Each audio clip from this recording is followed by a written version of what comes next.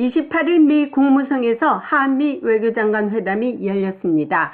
양국 외교장관은 북한의 도발 이슈와 북러 군사협력 그리고 무기거래 등에 대응할 수 있는 한미 간의 협력에 대한 논의가 중점 논의됐다고 발표했습니다. 북한이 계속 도발을 하고 있는 것은 단지 러시아의 뒷배경뿐만 아니라 중국도 북한을 돕고 있기 때문입니다. 중국은 대북 제재를 위반하면서 물밑으로 북한에게 유류 및 중고 선박을 공급해주고 있습니다.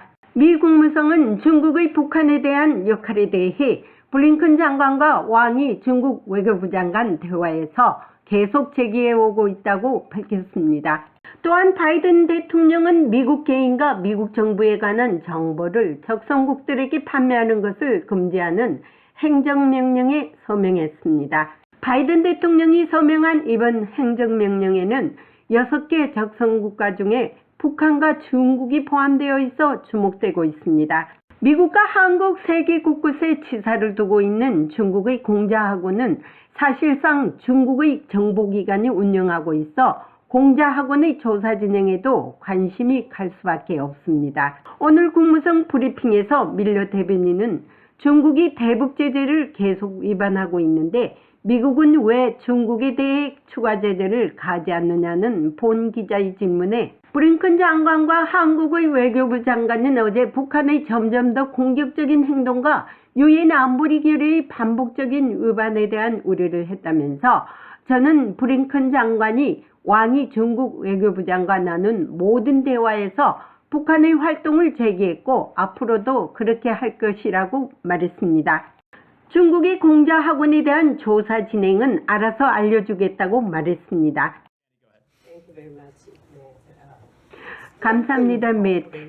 어제 한미 외교장관 회담에서는 대북 대응 협력 강화가 논의됐습니다. 그러나 중국은 대북 제재를 어기고 연료 등 중국 중고 선박을 계속해서 북한에 공급하고 있습니다. 중국에 대한 추가 제재는 왜 하지 않는 걸까요? 그래서 블링컨 장관과 한국의 외교부 장관은 어제 북한의 점점 더 공격적인 행동과 유엔 안보리 결의의 반복적인 위반에 대해 우려했습니다. 저는 블링컨 장관이 왕이 중국 외교부 장관과 나눈 모든 대화에서 북한의 활동을 제기했고 앞으로도 그렇게 할 것으로 알고 있습니다. 더 이상 어떤 조치도 사전에 밝힐 수 없습니다.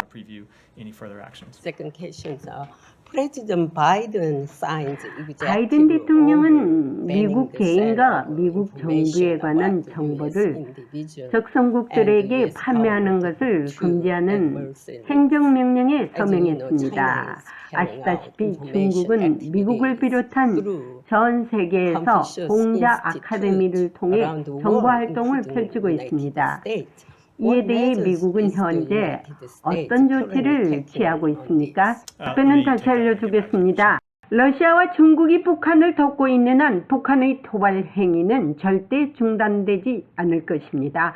미국은 중국이 북한을 설득해 나쁜 행동을 못하도록 할 것이라고 믿고 있지만 중국과 북한은 혈맹이기 때문에 사실상 중국은 자신들의 역할을 제대로 하지 못하고 있습니다.